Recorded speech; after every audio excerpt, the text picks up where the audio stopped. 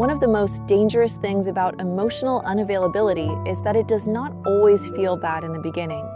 Sometimes it feels intense, magnetic, deep, almost impossible to walk away from.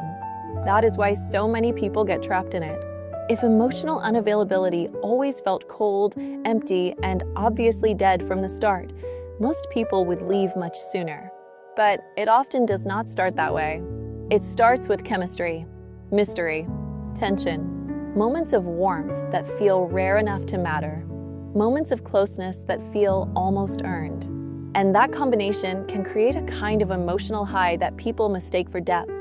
Then, before you even realize what is happening, you're attached to someone who does not consistently know how to meet you. You're thinking about them constantly, waiting for their energy, reading into tone, replaying conversations, feeling starved for something that only appears in fragments. And the most confusing part is that you may know, logically, that the connection is not healthy, but your body still keeps reaching for it anyway. Today, I want to talk about why emotional unavailability feels addictive, what it does to your nervous system, why it can feel stronger than stable love in the beginning, and how people end up mistaking emotional inconsistency for emotional significance.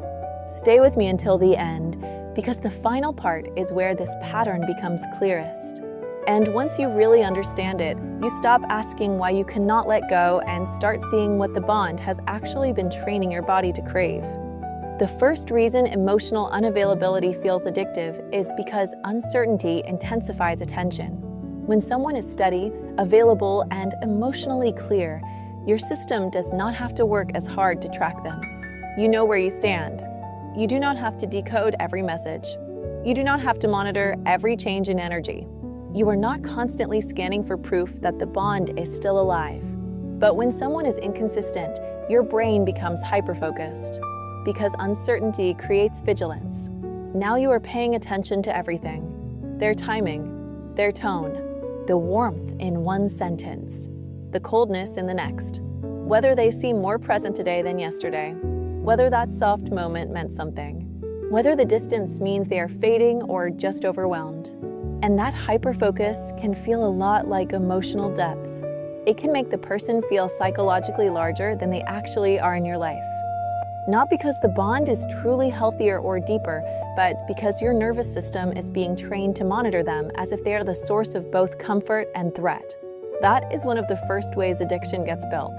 The connection stops being a place you peacefully live inside and starts becoming something you constantly scan. And scanning creates attachment far more quickly than people realize. The second reason is intermittent reinforcement. This is one of the most powerful emotional conditioning patterns there is. If someone is cold all the time, your system eventually understands the situation. It hurts, but it becomes legible. If someone is warm all the time, your system relaxes. It learns safety. It learns consistency. It stops bracing.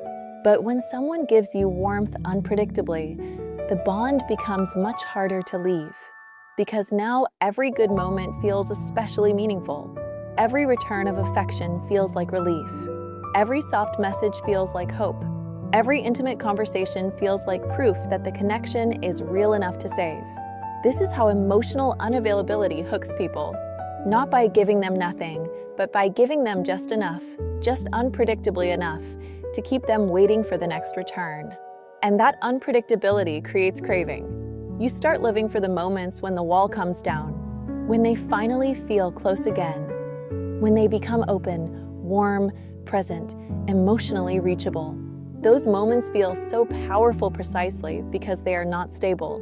They feel rare, earned, special, like something precious that could disappear at any second. But what often feels precious is sometimes just inconsistent access.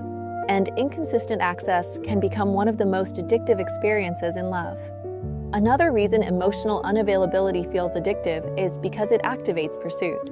When someone is hard to reach, many people unconsciously start organizing themselves around reaching them. They become more strategic, more patient, more observant, more emotionally invested in trying to create the conditions for closeness. They think, maybe if I stay calm enough, maybe if I say it better, maybe if I do not ask for too much, maybe if I become easier to love, Maybe if I understand them deeply enough, they will finally feel safe enough to stay. And slowly, the relationship stops being about mutual connection and starts becoming about emotional problem solving. That can feel incredibly intense because now your heart is not only attached to the person, it is attached to the mission. The mission of getting the love to stabilize. The mission of reaching the version of them that only appears sometimes. The mission of turning rare intimacy into something steady.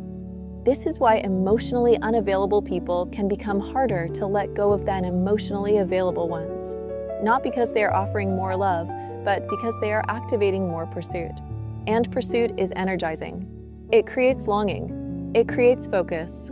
It creates obsession. It gives your pain a direction. It makes the bond feel like something you are almost solving. But a connection that keeps turning you into a seeker is not necessarily turning you into a partner. Emotional unavailability can also feel addictive because it flatters the fantasy that love must be earned. A lot of people do not realize how deeply this belief is sitting in them until they meet someone unavailable. Suddenly, everything in them wakes up. The hope, the hunger, the urge to prove worth. The idea that if this one person, who is so guarded and so hard to reach, finally opens fully to me, then it will mean I am special in a way ordinary love could never prove. This is where old wounds often get involved. If love once felt inconsistent, conditional, unpredictable, or tied to performance, then emotional unavailability can feel strangely familiar. Painfully familiar, but familiar. It taps into the part of you that learned to associate longing with love, instability with chemistry, and occasional warmth with emotional reward. So the bond does not only feel like romance, it feels like destiny, like repetition. I want to take a quick moment to thank everyone who supports Soft Mind. Every cup I share with you, like this Chloe the Cat mug, reminds me of how this community grew from one quiet idea into something warm and real. Each Chloe the Cat item helps me keep creating these videos, so if you'd like to support the channel, you can grab your own cozy mug at colabbmusic.com. Thank you for being part of this calm space. Like unfinished hunger finally getting another chance to become fulfillment. That is why people stay so long. They are not only attached to the person in front of them, they are attached to what finally being chosen by that person would seem to repair inside them. And that is a very powerful emotional drug. There is also the issue of projection. Emotionally unavailable people often leave a lot of empty space in the connection. They do not always explain themselves clearly. They do not always define the bond. They do not always give enough consistency for the relationship to become fully grounded in reality. And when reality is thin, projection rushes in. You start filling in the blanks, interpreting nuance, assigning meaning, imagining depth where there may only be fragments. You build a version of the connection partly out of what is there and partly out of what you hope is there. This is why emotionally unavailable dynamics can feel so consuming. You are not only relating to the actual person, you are often relating to your interpretation of them, to the potential, the almost, the hidden softness, the part of them you glimpsed once and keep hoping will become the whole story. And because the picture is incomplete, your mind keeps working on it, reworking it, repairing it, trying to understand it, trying to finish what the other person keeps leaving unfinished. That mental labor creates attachment too. The more you think about a connection, the more psychologically real it becomes, even if the actual relationship is offering less and less solidity over time. Another reason emotional unavailability feels addictive is because relief starts getting confused with love. This happens when the connection has enough distance in it that any return of warmth feels like rescue. A good conversation feels incredible, not only because it is good, but because it temporarily ends the anxiety. A soft text feels powerful, not only because it is tender, but because it stops the spiral for a moment. A close night feels unforgettable, not only because it was intimate, but because your system finally gets to rest after too much emotional uncertainty. And that relief can be misread. You think, this must be love because it feels so intense. This must be deep because it moves me so much. This must mean everything because when it is good, it feels better than anything else. But what sometimes feels like love is actually the contrast between deprivation and temporary relief. The lower the emotional starvation, the more powerful the feeding feels. The more anxiety the pattern creates, the more intoxicating the moments of closeness become. That does not mean those moments are fake. Some of them may be very real, but the intensity of your reaction is not always proof of the health of the bond. Sometimes it is proof of how hungry the pattern has made you. And hunger can make almost anything feel sacred. This is why emotionally unavailable love can feel harder to leave than stable love, especially in the beginning. Stable love does not always create obsession. It creates peace. It creates room. It creates steadiness. And if someone has been conditioned to associate love with longing, pursuit, and instability, peace can feel strangely unfamiliar at first, even underwhelming. Unavailable love, on the other hand, feels charged. It feels dramatic. It feels consuming. It gives the ego something to chase and the nervous system something to monitor. So people often mislabel the difference. They say the unavailable person felt more intense, more magnetic, more unforgettable. But what they may actually mean is that the unavailable person activated more fear, more craving, more projection, and more emotional labor. That is a very different thing. Intensity is not always intimacy. Magnetism is not always safety. And being unforgettable is not the same thing as being good for your heart. This is one of the hardest truths to accept because people do not want to believe that what felt most powerful may have been powerful partly because it was destabilizing. But very often, that is exactly what happened. So how do you know whether you are experiencing love or addiction to emotional unavailability? You look at what the connection is teaching your body. Is it teaching you peace or vigilance? Is it teaching you trust or monitoring? Is it teaching you self-respect or over-functioning?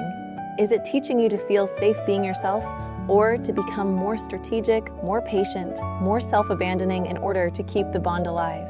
That tells the truth faster than chemistry ever will. Because addiction is not only about how much you want someone. It is about the pattern of craving, relief, withdrawal, anticipation, obsession, and repeated return despite the fact that the connection keeps injuring your peace.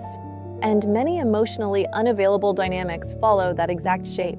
You feel deprived, then fed, then deprived again, then hopeful, then hurt, then relieved, then hungry, then unable to let go. That is not what secure love feels like. Secure love may still involve desire, passion, uncertainty, and growth, but it does not usually train your body into chronic emotional survival. So why does emotional unavailability feel addictive? Because uncertainty sharpens attention. Because inconsistency creates craving. Because intermittent warmth feels like reward.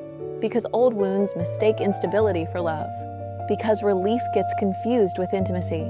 Because projection fills in what consistency never confirms. And because the bond often activates pursuit more than partnership. None of this means your feelings were fake.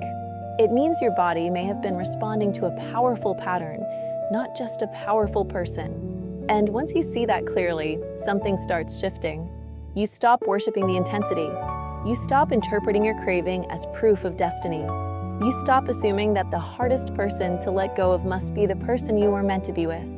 Sometimes the hardest person to let go of is simply the person who activated the deepest cycle in you. If this episode gave language to something you have been living through, let me know in the comments which part hit the hardest. And if you want more calm, honest conversations about love, attachment, mixed signals, and emotional clarity, subscribe to Soft Mind. Some connections feel addictive because they are deep, but some feel addictive because they keep starving you just enough that every drop of warmth starts to feel like love.